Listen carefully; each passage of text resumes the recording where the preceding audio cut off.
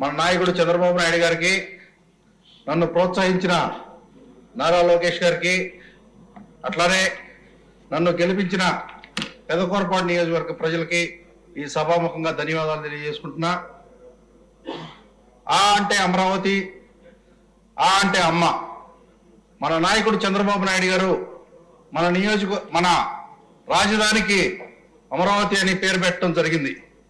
కానీ అసలైన Amaravati temple town మా నియోజకవర్గం పెదకూరపాడులో ఉందండి. అటువంటి అమరావతిలో ఎంతో మహిమ కలిగిన అమరలింగేశ్వర స్వామి ఉన్నారు. కృష్ణానది ఉత్తరవాహినిగా పేరొందిన కృష్ణానది పరివాహక ప్రాంతం ఉంది. దాన్ని మొన్నే మన నాయకుడు చెప్పారు, టూరిజం పరంగా డెవలప్ చేయమని. మున్సిపల్ శాఖ వారికి, టూరిజం వారికి ఈ సభాముఖంగా నేను రిక్వెస్ట్ చేసుకుంటున్నాను.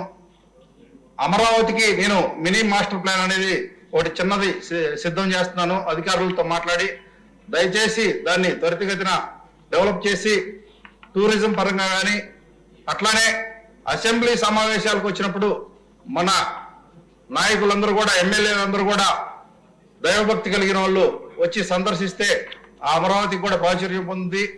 అట్లానే కృష్ణానది ఒడ్డునే ఉన్న మా నియోజకవర్గం దాదాపు 40 గ్రామాలు కృష్ణానది ఒడ్డునే ఉంటాయండి మా నియోజకవర్గంలో. కానీ తాగునీరు సమస్య ఉంది.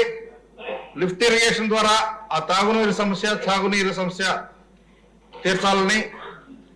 అట్లానే మా నియోజకవర్గంలో ఇసుక లారీలు ఎక్కువగా తిరిగి రోడ్లన్నీ పాడైన పరిస్థితులు ఉన్నాయి. రోడ్ల డెవలప్మెంట్ కూడా నిధులు శాంక్షన్ చేయాలని కోరుకుంటాం. ధన్యవాదాలు అధ్యక్ష.